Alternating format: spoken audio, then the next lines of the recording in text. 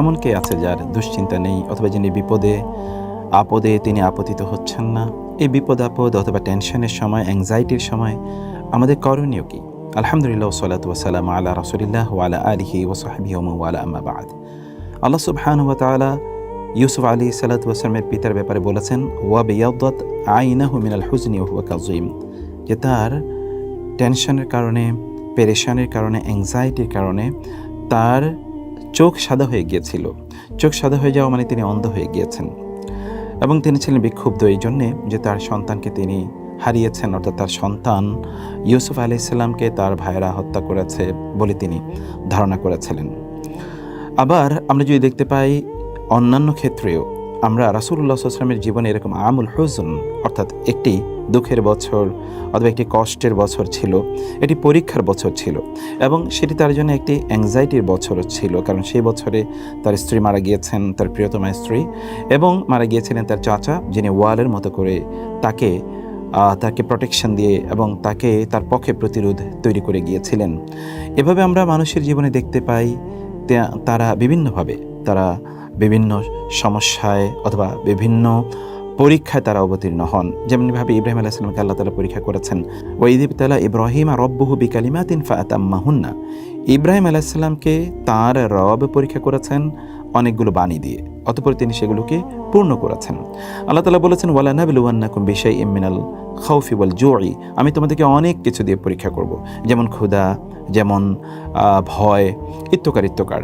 এবং আল্লাহ সুবহানাহু ওয়া তাআলা বলেছেন, ইন্না ফি যালিকা, এর মধ্যে রয়েছে লাবালাউন, বালা রয়েছে, ওয়া ফি যালিকা বালাউম মির রাব্বিকুম আযীম, এগুলোর মধ্যে ছিল তোমাদের রবের পক্ষ থেকে একটা বিশাল বড় পরীক্ষা। এমন অনেক বক্তব্য কিন্তু কোরআনে আছে।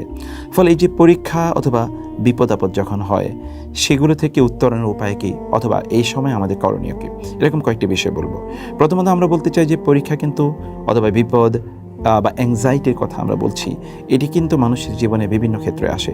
কখনো কখনো আপনার নিজের ব্যাপারে আসতে পারে, যেমন ধরুন আপনি কখনো কোনো বিপদে পড়েছেন বা আপনার শরীর অসুস্থ হয়ে পড়েছে, হতে পারে যে আপনি ব্যবসায় খুব ভালো করছেন না, অথবা ধরুন আপনি চাকরি বাকরি পাচ্ছেন না, হতে পারে যে আপনার বিলম্বে বিবাহ হচ্ছে বা বিবাহ হচ্ছে না, এমনও হতে পারে যে ধরুন আপনি পড়াশোনায় খুব ভালো করতে পারছেন না, কোনো ভালো কলেজ বা ইউনিভার্সিটিতে ভর্তি হতে পারছেন না, কোনো ভালো মাদ্রাসায় ভর্তি হতে পারছেন না, বিদেশে আপনি হয়তো বা বড় শিক্ষক হওয়ার জন্য অথবা বড় কোনো বিদ্যালয় পড়তে যেতে চাচ্ছেন, যেন আপনি অনেক বড় দাঁড়ি হতে চান, ইত্যাদি অনেক কিছুতে কিন্তু আপনি পিছিয়ে যাচ্ছেন বা আপনি কাঙ্ক্ষিত জিনিসটি পাচ্ছেন না। আবার হতে পারে যে আপনার পরিবারের ক্ষেত্রে আপনি খুব বিপদের মুখোমুখি হয়েছেন বা পরীক্ষার মুখোমুখি হয়েছেন, এভাবে যে আপনার পিতামাতা অথবা আপনার স্ত্রী বা সন্তান তারা অসুস্থ বা স্বামী অসুস্থ হতে পারে, অথবা ধরুন আপনার পরিবারের কেউ কথা শুনছে না, যেমন সন্তানরা তারা অবাধ্য হয়ে যাচ্ছে, হতে পারে এমনও যে আপনার স্ত্রী আপনার কথা শুনছে না বা দিনদারির মধ্যে নাই তিনি, অথবা স্বামী দিনের মধ্যে নাই, এরকম অনেক কিছু হতে পারে, তাই না? আপনার ব্যবসা বাণিজ্য, সেগুলোতে ধরুন আপনি হয়তো বা ভালো করতে পারছেন না, কেউ হয়তো বা আপনার ক্ষতি করার জন্য আপ্রাণ চেষ্টা করে যাচ্ছে, আপনি বুঝতে পারছেন, এরকম হাজারো টেনশন থাকতেই পারে।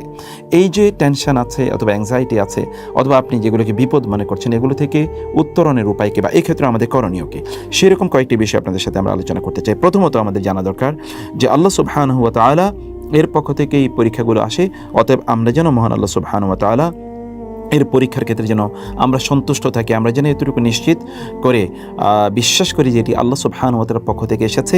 অতএব আল্লাহ সুবহানাহু ওয়া তাআলা এটি আমাদের জন্য তিনি সিদ্ধান্ত নিয়েছেন। যেমনিভাবে সালাফরা তারা মনে করতেন যে তাদের প্রত্যাশা অনুসারে কোনো জিনিস যদি না ঘটতো, তখন তারা 10 গুণ বেশি খুশি হতেন, এই জন্য যে তার প্রত্যাশা অনুসারে হয়নি বা তার সিদ্ধান্ত অনুসারে হয়নি, তার পরিকল্পনা অনুসারে হয়নি, কিন্তু আল্লাহর প্ল্যান অনুসারে হয়েছে। আর আল্লাহর প্ল্যান তো ব্যক্তির প্ল্যানের চেয়ে অনেক অনেক উত্তম, সেই জিনিসটি তারা ভেবে নিতেন। আমাদেরও মনে হচ্ছে এরকম একটি বিষয় মেনে নেওয়া দরকার। ইবনুল কাইয়িম রাহিমাহুল্লাহ তিনি তার মাদারিজ আস-সালিকিন গ্রন্থে এই কথাটি উল্লেখ করেছেন। 2 নম্বর যে বিষয়টি তা হচ্ছে যে আল্লাহ সুবহানাহু ওয়া তাআলা যিনি আপনাকে পরীক্ষা করছেন, তিনি কিন্তু আরহামুর রাহিমিন, আহকামুল হাকিমিন, তিনি আপনার চেয়েও আপনাকে অনেক বেশি ভালোবাসেন, তিনি আপনার চেয়েও আপনার কল্যাণ অনেক বেশি কামনা করেন, এবং তিনি উত্তম সর্বোত্তম বিচারক। আপনি যদি কোনটি কল্যাণ করে তিনি সেটি জানেন। ফলে আপনার আপন পিতামাতা তার চেয়েও তিনি কিন্তু অনেক বেশি আপনাকে ভালোবাসেন, অনেক বেশি রহম করেন। সেই বিশ্বাস নিয়ে আপনাকে এই যে বিপদ অথবা যদি কোনো পরীক্ষার মুখোমুখি হন, তাইলে সেটিকে আপনাকে ধরে নিতে হবে। 3 নম্বর যে বিষয়টি তা হচ্ছে যে আপনাকে মনে রাখতে হবে যে এটি আল্লাহ সুবহানাহু ওয়া তাআলার পক্ষ থেকে একটা মেডিকেশন, একটা দাওয়া, যেই দাওয়াটি আপনাকে আল্লাহর কাছাকাছি নিয়ে যাবে। কারণ কি জানেন, কখনো কখনো আমরা মহান আল্লাহ তাআলাকে ভুলে যাই, তখন আল্লাহ সুবহানাহু ওয়া তাআলা ঝাঁকুনি দিয়ে অথবা কোনো একটা বিপদের মধ্যে ফেলে, কোনো একটা পরীক্ষার মাধ্যমে তিনি তার কাছাকাছি আমাদেরকে নিয়ে যান। এই জন্যে কখনো কখনো আমরা আল্লাহকে যখন ভুলে যাই, যেটি আমাদের জন্য ভয়াবহভাবে একটি ক্ষতিকর একটি পথ। যেমন ধরুন আপনি একটি ভুল পথে যাচ্ছেন, কেউ আপনাকে একটা হেঁচড়া টান দিয়ে সেখান থেকে নিয়ে এসেছে। কেন নিয়ে এসেছে? কারণ আপনি অন্যথায় বিপদের মুখে যাবেন। আপনার সন্তান হতে পারে আগুন স্পর্শ করতে যাচ্ছিল, অথবা ধরুন কোনো ধারালো কোনো অস্ত্র ধরতে যাচ্ছিল, আপনি তখন তাকে একটা হেঁচকি টান দিয়ে সেখান থেকে নিয়ে এসেছেন। কেন? কারণ সে তো জানে না, তাকে রক্ষা করার জন্য আপনি এটি করেছেন। আল্লাহ সুবহানাহু ওয়া তাআলাও কখনো কখনো আপনাকে বা আমাকে পরীক্ষা বা বিপদে ফেলেন, এটি আমাদের জন্য কল্যাণকর এবং এটি আমাদের জন্য মেডিকেশন বা এটি আমাদের জন্য রোগ মুক্তির মতো করে কাজ করবে। আমাদেরকে জানতে হবে যে এগুলো আমাদেরকে ধ্বংস করে দেওয়ার জন্য আসেনি, বরং আমাদেরকে পরীক্ষা করার জন্য এসেছে আমরা কতটুকু ধৈর্যশীল। আল্লাহ সুবহানাহু ওয়া তাআলা আমাদের ধৈর্য পরীক্ষা করেন এবং ইন্নামা সবরু সবর, ইন্নামা জাযাউ সবরি সবর, বা ধৈর্যের যে ফলাফল, সেই ফলাফল তো আপনি জান্নাত হিসেবে ইনশাআল্লাহ পাবেন। ইন্নামা ইউওয়াফাস সাবিরুনা আজরাহুম বিগাইরি হিসাব, আল্লাহ তাআলা ধৈর্যশীলদেরকে তাদেরকে সর্বোত্তম প্রতিদান প্রদান করবেন বেগাইরি হিসাব, অর্থাৎ কোনো ধরনের হিসাব নিকাশ ছাড়াই তাদেরকে আল্লাহ তাআলা তাদের প্রতিদান পরিপূর্ণভাবে প্রদান করবেন। সেজন্য এই বিশ্বাসটি আমাদেরকে অবশ্যই অবশ্যই রাখতে হবে। আল্লাহ তাআলা আপনাকে পরীক্ষার জন্য নির্বাচন করেছেন, এটি তো অনেক অনেক বড় বিষয়। এই জন্যে আপনাকে সন্তুষ্ট চিত্তে এটিকে ধারণ করতে হবে। পঞ্চম যে বিষয়টি বলতে চাই তাহলে যে আল্লাহ সুবহানাহু ওয়া তাআলা আপনাকে তিনি প্রশিক্ষণ দিয়ে এভাবে যোগ্য করে নিতে চান যে আপনি সকল অবস্থায় আপনার রবের প্রতি আপনি সন্তুষ্ট এবং সকল অবস্থায় আপনার রবের প্রতি আপনি আনুগত্যশীল। কারণ একদল লোক তারা কেবলমাত্র ভালো অবস্থায় আল্লাহ তাআলার ইবাদত করে, আরেকদল লোক কেবল খারাপ অবস্থায় আল্লাহকে ডাকে। আপনি যেন ভালো অবস্থায় ফিদ-দররাই ওয়াস-সাররাই, সকল ভালো অবস্থায় এবং সকল মন্দ অবস্থায় যেন আপনি আল্লাহকে ডাকতে পারেন, সেই রকম একটি প্রশিক্ষণে আপনাকে অভ্যস্ত করে নেয়াই মহান আল্লাহ সুবহানাহু ওয়া তাআলার লক্ষ্য উদ্দেশ্য। সেজন্য আল্লাহ তাআলা এই বিপদ বা এই পরীক্ষা আপনাকে অবতীর্ণ করে থাকেন। ষষ্ঠ যে বিষয়টি আমাদেরকে জানতে হবে তা হচ্ছে যে মনে রাখতে হবে যে আল্লাহ তাআলার সবচেয়ে নিকটবর্তী যারা, তাদের পরীক্ষা অনেক অনেক বেশি হয়। রাসূলুল্লাহ সাল্লাল্লাহু আলাইহি ওয়াসাল্লাম বলেছেন, আশাদ্দুল বালাই আল আম্বিয়া উসুমাল আমসাল ফাল আমসাল, সবচেয়ে বেশি বিপদ হয় নবী রাসূলদের বা পরীক্ষা হয় নবী রাসূলদের, তারপরে যারা আল্লাহ তাআলার সবচেয়ে বেশি নিকটবর্তী তাদের, তারপরে যারা আল্লাহর সবচেয়ে বেশি নিকটবর্তী তাদের। এবং তিনি বললেন, ইউবতালার রাজুলু আলা হাসবি দীনিহি, একজন ব্যক্তির দিনদারিতা যত বেশি তার পরীক্ষা তত বেশি। ফা ইন কানা ফি দীনিহি সালবান অথবা সালাবাতুন, তার দিনে যদি কাঠিন্য থাকে অর্থাৎ দিন যদি শক্তিশালী হয়, ইশতাদ্দা বালাহু, তখন তার পরীক্ষা বাড়ে। আর যদি তার দিনটি সেরকম না হয় বরং দিনের মধ্যে রেক্কা আছে, তখন আল্লাহ সুবহানাহু ওয়া তাআলা তাকে তার আলা হাসবি দীনহি, তার দিনদারি অনুসারে আল্লাহ তাআলা পরীক্ষা করেন। তার মানে আপনি যদি পরীক্ষা বেশি হয় তাহলে you are most welcome and congratulations to you, কারণ আপনি আল্লাহ তাআলার সবচেয়ে নিকটবর্তী হয়ে গেছেন। রাসূলুল্লাহ সাল্লাল্লাহু আলাইহি ওয়াসাল্লাম আব্দুল্লাহ ইবনে মাসউদ রাদিয়াল্লাহু, তিনি বলছেন, আমি রাসূলের কাছে গেলাম এবং তিনি অসুস্থ। আমি তাকে বলেন, ইয়া রাসূলুল্লাহ ইন্নাকা তুআকু ওয়াকান শাদীদা, আপনি তো প্রচুর কষ্ট পাচ্ছেন। রাসূলুল্লাহ সাল্লাল্লাহু আলাইহি ওয়াসাল্লাম বললেন, আজাল ইন্নী উআকু কামা ইউআকু রাজুলানি মিনকুম, হ্যাঁ তোমাদের দুজন অসুস্থ হলে যেমনিভাবে দুজন যতটুকু কষ্ট পায় আমি একা ততটুকু কষ্ট পাই। এটি হচ্ছে রাসূলুল্লাহ সাল্লাল্লাহু আলাইহি ওয়াসাল্লামের কথা। এবং ব্যক্তি যদি কখনো কোনো অসুস্থতায় পড়ে তাইলে এর মাধ্যমে আল্লাহ সুবহানাহু ওয়া তাআলা তার গুনাহগুলো মাফ করে দেন। সপ্তম যে বিষয়টি তা হচ্ছে যে আপনি নিশ্চয়ই কল্যাণের মধ্যে আছেন। আপনি যদি পরীক্ষার মুখোমুখি হন তাহলে নিশ্চিত থাকুন যে আপনি কল্যাণের মধ্যে আছেন। রাসূলুল্লাহ সাল্লাল্লাহু আলাইহি ওয়াসাল্লাম তিনি বলেছেন, আজাবান লিআমরিল মুমিন, একজন মুমিনের বিষয়টি খুবই অবাক করার মতো। কারণ তার যদি কখনো বিপদ ঘটে তাহলে সে ধৈর্য ধারণ করে, তার জন্য কল্যাণকর। তার যদি কখনো ভালো কিছু ঘটে তাহলে সে শুকর আদায় করে আল্লাহর জন্য, এরই তার জন্য কল্যাণকর। অতএব সর্বদাই সে কল্যাণের মধ্যে থাকে। আপনিও কিন্তু কল্যাণের মধ্যে থাকতে পারেন যদি আপনি কোনো বিপদ অথবা ধরুন আপনি কোনো পরীক্ষার মুখোমুখি হয়েছেন অথবা কোনো টেনশন আপনার মধ্যে আছে, আপনি কোনো অ্যাংজাইটির মধ্যে পড়ে গেছেন, অথবা ধরুন আপনার খুবই চারিদিকে যে পরিবেশ আপনি দেখতে পাচ্ছেন বা চারিদিকে আপনি যা কিছু দেখতে পাচ্ছেন সব কিছু কিন্তু আপনি মনে করছেন যে নেগেটিভ, এরকম একটি অবস্থা ধৈর্য ধারণ করলে আপনার জন্য সেটি কল্যাণকর হবে ইনশাআল্লাহ। আর অষ্টম যে বিষয়টি তা হচ্ছে যে আমাদেরকে মনে রাখতে হবে যে এটি আমাদের যখন কোনো দুশ্চিন্তা হয় অথবা আমাদের অন্তরে যখন কোনো টেনশন তৈরি হয়, যখন আমরা খুবই বিভিন্নভাবে আমরা পরীক্ষার মুখোমুখি হই অথবা বিপদে আমরা আপতিত হই, তখন এর মাধ্যমে আল্লাহ সুবহানাহু ওয়া তাআলা আমাদের বিভিন্ন ধরনের সমস্যা দূর করে দেন। হাদিসে রাসূলুল্লাহ সাল্লাল্লাহু আলাইহি ওয়াসাল্লাম বলেছেন, মা মিন আহাদিন মিনাল মুসলিমিনা ইউসাবু বিবালাইন ফি জাসাদিহি ইল্লা আমারাল্লাহু তাআলা আল হাফাযাতা আল্লাযীনা ইয়াহফাযুনাহু ক্বালা উকতুবু লিআবদি ফি কুল্লি ইয়াওমিন ওয়া লাইলাতিন মিসলা মা কানা ইয়া'মালু মিনাল খায়রি মা দামা মাহবুসান ফি ওয়াসাকি, অর্থাৎ আমার কোনো বান্দা, কোনো মোমেন বান্দা, সে যদি কোনো বিপদে পড়ে, তখন আল্লাহ বলছেন যে তখন তিনি তার ফেরেশতাদেরকে, যারা তাকে সংরক্ষণ করেন, রক্ষা করেন, তাদেরকে তিনি পাঠান এবং বলেন, আমার এই বান্দার জন্যে দিন এবং রাতে লিখে দাও, সে ভালো অবস্থায় যে সকল আমলগুলো করতো সে আমলের মতো সওয়াব তার মধ্যে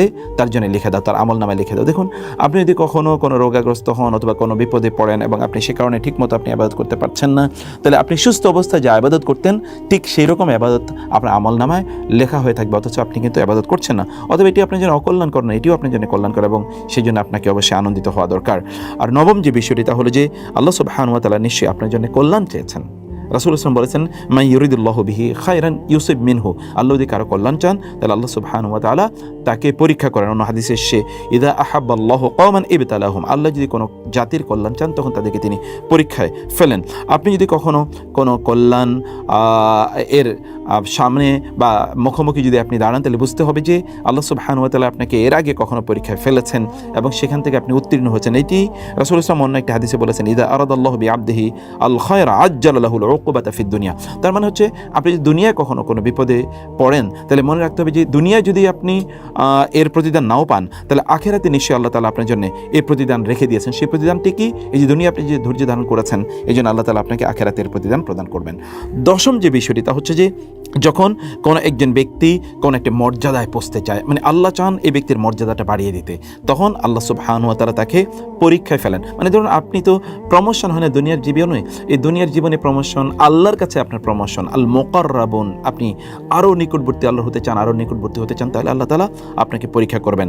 রাসূলুল্লাহ সাল্লাল্লাহু আলাইহি ওয়াসাল্লাম সে কথাই বলেছেন, ইন্নার রাজুলা লা ইয়াকুনু লাহু ইনদাল্লাহি আল মানজিলাতা ফামা ইয়াবলুগুহা বিল আমালি ফালা ইয়াজালু ইয়াবতালিহি বিমা ইয়াকরাহু হাত্তা ইউবলিগাহু ইয়াহু।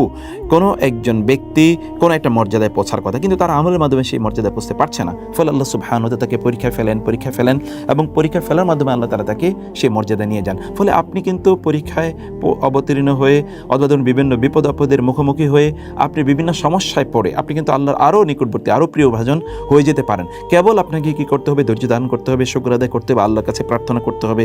বিষয়গুলো কেবল এরকমই। 11তম যে বিষয়টি, তাহলে যে এই বিপদ আপদ, এটি কিন্তু আপনার গুনার কাফারা, অর্থাৎ আপনি যদি এর আগে কখনো কোনো গুনাহ করে থাকেন, তাহলে আল্লাহ তাআলা এর মাধ্যমে আপনার গুনাহগুলো দূর করে দেবেন। রাসূলুল্লাহ সাল্লাল্লাহু আলাইহি ওয়াসাল্লাম বলেছেন, কোনো একজন মুমিনের যদি কখনো কোনো বিপদ ঘটে, তার যদি কোনো শারীরিক অসুস্থতা ঘটে, কোনো এমনকি কোনো কাঁটা যদি তার বিদ্ধ করে, তাইলে এর মাধ্যমে কাফফারাল্লাহু বিহা খাতায়াহু, আল্লাহ তাআলা এর মাধ্যমে তার গুনাহগুলো দূর করে দেবেন, তার গুনাহ দূর হয়ে যাচ্ছে। সুবহানাল্লাহ, এটি আপনার জন্য অপরচুনিটি। আমরা গুনাহ করি না এমন কি আছে? কুল্লু বানি আদম খাত্তা, সকল বানি আদমই কিন্তু অপরাধ করেই থাকে। ফলে আপনি কিন্তু ইনশাআল্লাহ গুনাহ থেকে মুক্তি পেয়ে যেতে পারেন যখন আপনি বিপদে পড়ে ধৈর্য ধারণ করবেন। 12তম যে বিষয়টি, তা হচ্ছে, হতে পারে যে এই যে আপনি যে বিপদের মুখোমুখি হয়েছেন বা পরীক্ষার মুখোমুখি হয়েছেন অথবা আপনি যে সমস্যার মুখোমুখি হয়েছেন, এর মাধ্যমে আল্লাহ তাআলা আপনাকে বড় একটি বিপদ থেকে বাঁচিয়ে দিচ্ছেন। অর্থাৎ এরপরে আরও একটা বড় বিপদ হওয়ার কথা ছিল, আপনি কেবল যে ধৈর্য ধারণ করেন, তাহলে এর মাধ্যমে আল্লাহ সুবহানাহু ওয়া তাআলা বিশাল বড় একটি বিপদ থেকে আপনাকে রক্ষা করবেন। এবং সালফে সালিহিনের জীবনে এরকম অসংখ্য ঘটনা ঘটেছে, যখন তারা ছোট বিপদে ধৈর্য ধারণ করেছেন, আল্লাহ তাআলা বড় বিপদ থেকে তাকে রক্ষা করেছেন। হতে পারে আল্লাহ তাআলা হয়তো ফেরেশতাদেরকে বলবেন যে এই বান্দা যেহেতু এই ছোট বিপদে ধৈর্য ধারণ করেছে, অতএব বড় একটি বিপদ তার হওয়ার কথা ছিল, সেগুলো বাধা দিয়ে দাও এবং সেগুলো তার থেকে দূরে সরিয়ে দাও। এটি কিন্তু আপনার জন্য হতে পারে ইনশাআল্লাহ। এর মধ্যে আপনাকে যদি দেখতে হবে যে এই জাতীয় বিপদ আপদ যখন আপনি বিভিন্ন বিপদ আপদে যখন আপনি পড়বেন অথবা বিভিন্ন পরীক্ষার মুখোমুখি যখন আপনি হবেন, এর মাধ্যমে যেটি হবে তা হলো আল্লাহ সুবহানাহু ওয়া তাআলা আপনাকে আরও অনেক অনেক মর্যাদা প্রদান করবেন। এই ব্যাপারে আমরা অসংখ্য বিভিন্ন বর্ণনা আমরা দেখতে পাই। যেমন ধরুন, আপনার আরব একটি প্রবাদ বাক্যে এরকম রয়েছে, রিহুল্লাযী তাহাবু ফিল ওয়াজহি তাজআলুল মারআ হাকিমান, যেই বাতাসটি আপনার মুখে এসে আছড়ে পড়বে, এই বাতাসটি কিন্তু আপনাকে জ্ঞানীতে পরিণত করে। আরবরা এই কথা বলে থাকেন। তার মানে আপনি হয়তো কোনো একটা বিপদে পড়েছেন, এই বিপদে পড়ার পরে বিপদ থেকে উত্তরণের জন্য আপনি যে বিভিন্ন ধরনের পথ এবং পদ্ধতি গ্রহণ করবেন, এই পথ পদ্ধতি কিন্তু পরবর্তীতে আপনাকে আরও কল্যাণের দিকে নিয়ে যাবে, আরও কল্যাণের পথে আপনাকে এগিয়ে নিয়ে যাবে। আপনি ধৈর্য ধারণ করা শিখবেন, সিচুয়েশন ট্যাকেল কীভাবে করতে হয় তা আপনি শিখবেন, আপনি এক্সপিরিয়েন্স গ্যাদার করবেন। এগুলো সব কিছুই আপনার জন্য অনেক অনেক কল্যাণকর।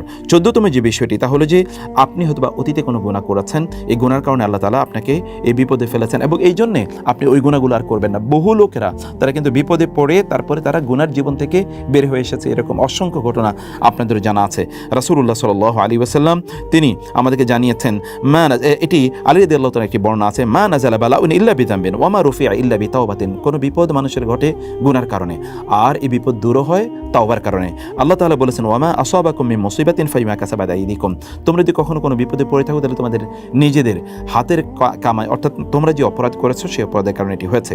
15তম যে বিষয়টি তা হলো যে কোনো একজন ব্যক্তি যদি কখনো বিপদে পড়ে তাইলে তার বোঝা দরকার যে আল্লাহ সুবহানাহু ওয়া তাআলার কোনো হক সে হয়তো ঠিকমতো আদায় করেনি।